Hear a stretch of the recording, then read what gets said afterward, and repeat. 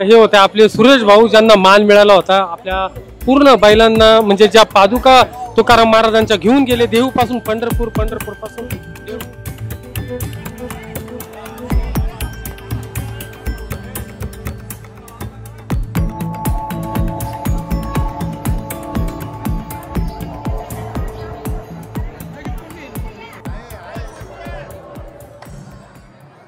ज्ञानेश्वर महाराज संस्थान कमिटीतर्फे इथं live दर्शनची screen देखील लावण्यात आलेली पाहतो। इथं इंद्रायणी नदीची स्वच्छता ही झालीच पाहिजे।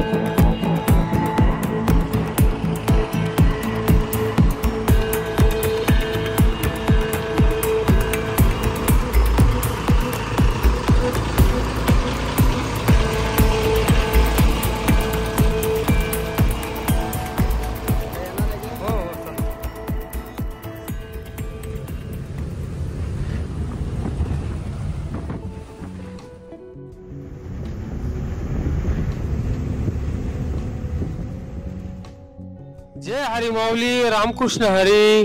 31 जुलै आजची तारीख आणि आज एकादशीचा दिवस। मागच्या देवशयनी आषाढी एकादशीला आपण होतो पंढरपूर मध्ये आणि आज आपण आहो मोशी मध्ये। सकाळी सुरुवात केली होती नाशिकवरून। मी नाशिकवरून 4:50 सकाळच्या पहाटेच्या बसने मी आलो होतो। पुण्याची बस पकडली, जायचं होतं आळंदीला, परंतु समजलं का मोशी फाट्यावर उतरावं लागेल आणि मोशी फाट्यावर उतरून आता आपण चाललेलो इथून आळंदीला।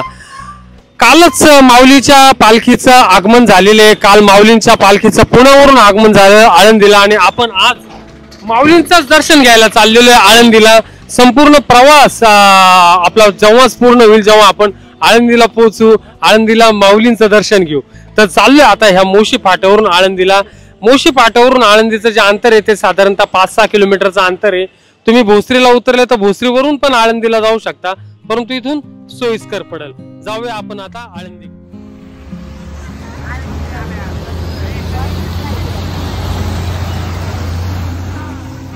बराच वेळ वाट पाहिली मी बसची, परंतु बस काय आली नाही। तर ऑटो देखील जाता इथून तुम्हाला जर आळंदीला जायचं असेल मोशी फाट्यावरून तर 20 रुपये प्रति सीट प्रमाणे आपण आता इथून ह्या ऑटोनीच जाऊ आळंदीकडे आणि हाच रोड आहे संपूर्ण आळंदीकडे जाणारा। भरपूर साऱ्या रिक्षा चाललेल्या आहे, भरपूर सारी गर्दी आहे आज एकादशी निमित्तची इथं। तर जाऊया आपण आता आळंदीतलं काय दृश्य आहे ते बघूया।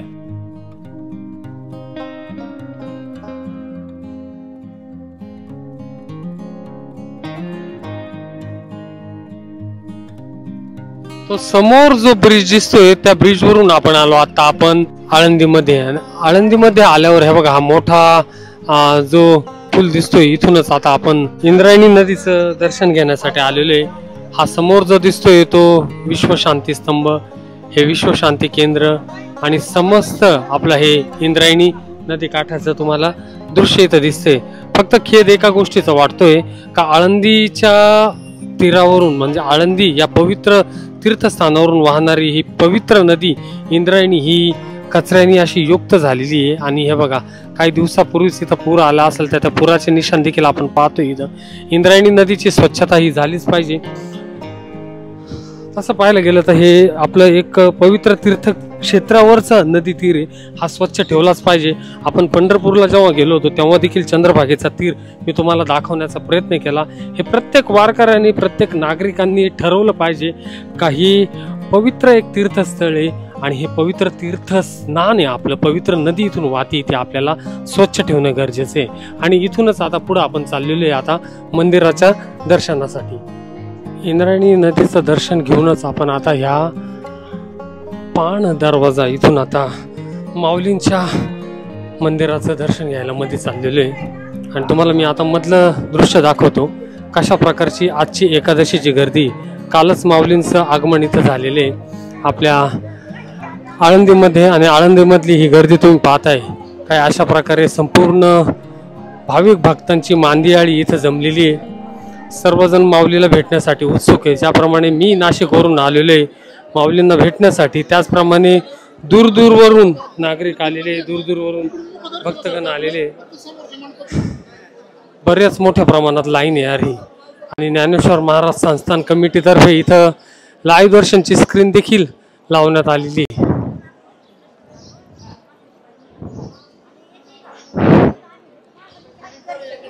काही असं वातावरण आपल्याला इथं बघायला मिळते, तर आपण देखील आता लाईनीत उभं राहू आणि दर्शन घेऊ माऊलींचं.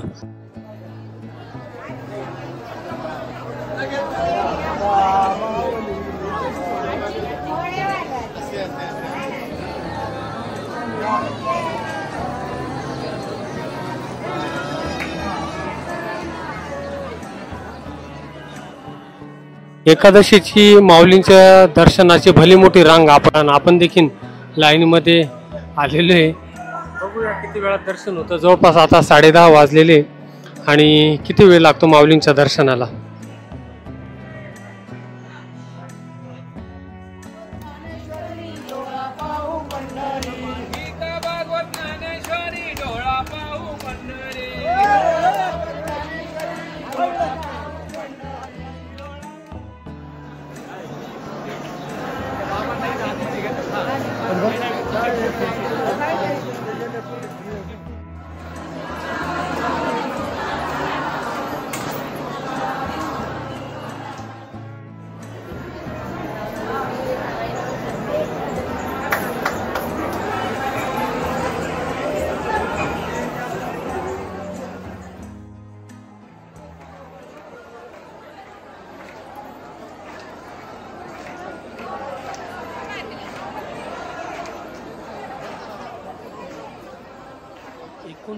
जूनला शनिवारी माऊली निघाल्या होत्या आळंदीवरून पंढरपूरकडे आणि 30 जुलै म्हणजे कालच मंगळवारी माऊलींचं आगमन झालं पुन्हा एकदा आळंदीमध्ये. आणि आज 31 जुलै कामिका एकादशीचं माऊलींचं फार छान असं सुंदर दर्शन झालं. एकादशीमुळं माऊलींच्या आगमनामुळं बरीचशी गर्दी मंदिरात होती. आता मंदिराचं दर्शन घेऊन संपूर्ण मंदिर परिसर बघून आपण चाललेलो आहे ते देहूकडे. आज तुकाराम महाराजांचं देखील आगमन देहूमध्ये होणार आहे, तो ते देखील सोहळा आपण अनुभवू आणि जाऊ आता आळंदी बस स्टँड. तर ज्ञानेश्वर माऊलींचं समाधी मंदिरचं दर्शन घेऊन आपण आलेलो आहे आता आळंदीच्या बस स्टँडवर. आळंदीच्या बस स्टँडवरूनच आपल्याला 309 नंबरची देहू गावासाठी बस भेटल. आणि हे आळंदीचं बस स्टॉपचं काही स्थिती तुम्ही पाहताय आणि ह्या सर्वत्र बस अशा लागलेल्या आहे. आज एकादशी निमित्त बरीचशी गर्दी इथं जमलेली आहे आणि आपण देखील त्या गर्दीत एक वारकरी आलेलो आहे. तर जाऊ आता आळंदीवरून आपण देहू गावासाठी. बघूया किती वेळात बस येते. बस पहा तुम्ही किती भरलेली पूर्ण एकदम.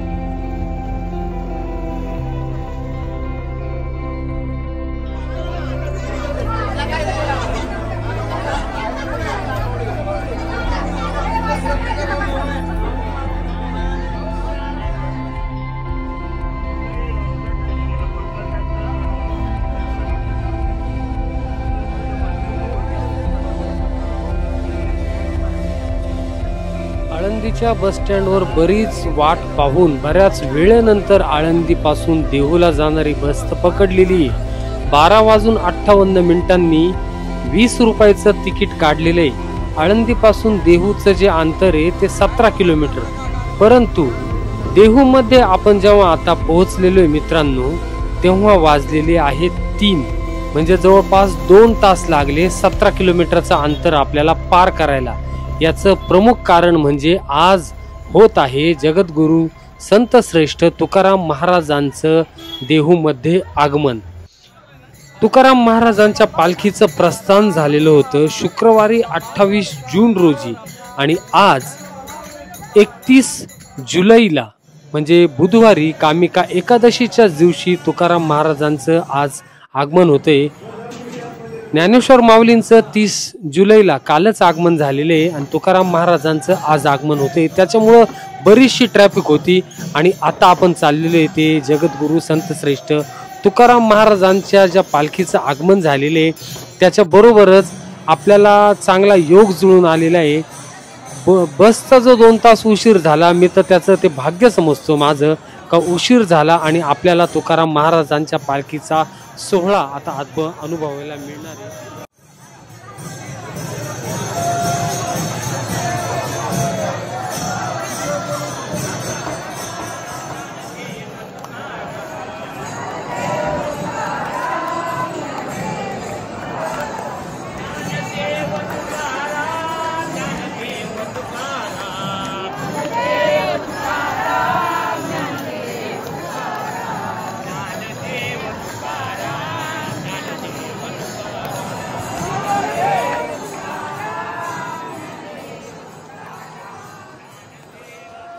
खरोखरच मंदिरात येऊन हा सोहळा बघताना फार आनंद वाटतोय।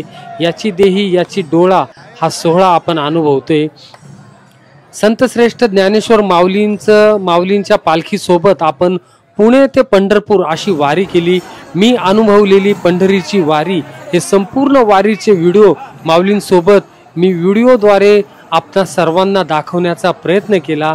त्यात तोंडले बोंडले या गावामध्ये तुकाराम महाराजांच्या पालखीचं मी पहिल्यांदा दर्शन घेतलं होतं, नंतर पंढरपूरमध्ये देखील दर्शन घेतलं होतं आणि आज महाराजांची पालखी परतीचा प्रवास करून जेव्हा आलेली तेव्हा देहू गावामध्ये तुकाराम महाराजांच्या पादुकांचं दर्शन घेऊन फारच आनंद होतोय। एकदम आनंद द्विगुणित झाल्यासारखं होतोय।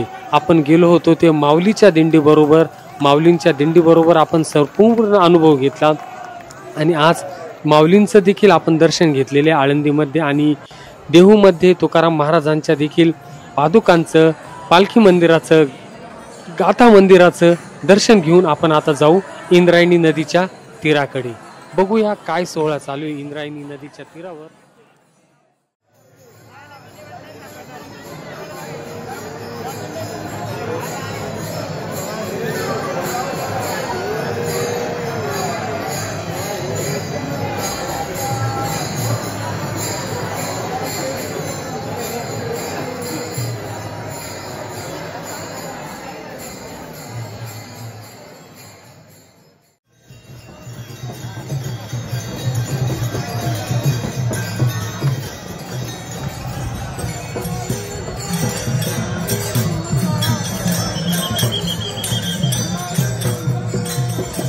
जय हरी माऊली, रामकृष्ण हरी। देहू मधल्या या मंदिराच्या बाहेर इंद्रायणीच्या काठावर आपण उभे आहे मित्रांनो। सकाळी आपण सुरुवात केली होती नाशिकवरून आणि नाशिकवरून आपण आलो होतो ते आधी मोशी फाटा येते, मोशी फाट्यावरून आपण आलो ते आळंदीला। आळंदीचं दर्शन घेऊन आता जे हे तुम्ही संपूर्ण जे दृश्य पाहताय ते देहू मधल्या मंदिराचं। देहू मध्ये तुकाराम महाराजांच्या पालखीचं आगमन झालेले, तुकाराम महाराजांच्या पालखीचं स्वागत देखील झालेले आणि किती नशीब आपलं मोठं का तुकाराम महाराजांच्या पालखी बरोबर आपल्याला एक प्रदक्षिणा करण्याचा एक योग मिळाला आणि तुकाराम महाराजांच्या पादुकाचं देखील फार छान दर्शन झालं। एकादशीचा दिवस आज माऊलींचं दर्शन केलं, तुकाराम महाराजांचं दर्शन केलं आणि आता आपण परतीच्या मार्गाला लागतोय। सर्व वारकरी, सर्व भक्तजन हे फारच आनंदात आहे आणि आता मंदिरातलं दर्शन देखील केलेले। मी आता इथून पुढं देहूच्या आपल्या बस स्टँड कडे जातोय आणि ही लोकांची गर्दी पहा तुम्ही। इंद्रायणीच्या काठाकडे जाताना तुकाराम महाराजांच्या ह्या मंदिराचं हे महाद्वार आहे, त्याच्याच बाजूने हा जो संपूर्ण जो रोड जातोय तो इंद्रायणीच्या तीराकडे जाते। तर आता इथून आपण वरती जाऊ आणि देहूच्या बस स्टँड कडे जाऊया। तर तुकाराम महाराजांच्या या महाद्वाराच्या स्थित इंद्रायणीच्या तीरावरून आपण जे हा समोर पाहतोय हा रथ देहू गावातून सुरू झालेल्या माऊलींची जी पालखी होती तोच हा रथ आपण पाहतोय आणि एकदम सुंदर अशी सजावट केलेली ह्या रथाला आणि ज्या बैल जोड्या आहे ह्या बघा, ह्या जबरदस्त, ह्या किती उंच बैल दिसत आहे। मी तुम्हाला हाईट दाखवतो आता, हे बघा समोरून दाखवण्याचा प्रयत्न करतो आणि हे बघा बैलांच्या आपल्या तुकाराम असं लिहिण्यात आलेले, जबरदस्त एकदम मस्त दिसतंय। संपूर्ण हे महाद्वाराजवळ आणि महाद्वाराच्या तिथं रथ आणि हे संपूर्ण बैलजोड्या, या बैलजोड्यांचा जो मान जो मिळाला होता ते आपले हे सुरेश भाऊ आपण पाहतोय। सुरेश भाऊ, कसा अनुभव राहिला संपूर्ण दिंडीचा? आनंद हा खूप चांगला होता, अनुभव आम्हाला एकदम चांगल्या पद्धतीने होता। आम्ही एकदम आनंदामध्ये आमच्या परिवाराने आम्ही सर्वांनी मिळून वारी पूर्ण केलेली आणि खरोखर तुम्हाला हा मान मिळाला पूर्ण, म्हणजे मग परतीच्या वारीत पण तुम्ही बरोबरच राहतात का? हो, आमची बैल देहू ते पंढरपूर, पंढरपूर ते देहू पूर्ण 33 दिवसाचं आम्ही पूर्णपणे वारी पूर्ण केली आम्ही। म्हणजे देहू पासून पंढरपूर जायला जवळपास 16-17 दिवस आणि परत रिटर्न यायला 15-1 दिवस, म्हणजे एकदमच छान आणि तुम्हाला हा मान मिळाला, एकदम छान वाटतंय।